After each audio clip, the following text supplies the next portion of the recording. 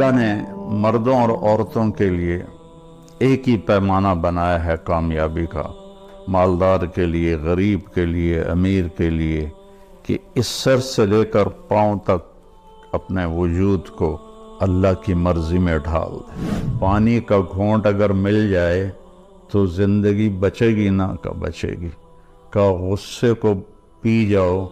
تو تمہاری گھر کی ساری زندگی خوبصورت ہو جائے گی،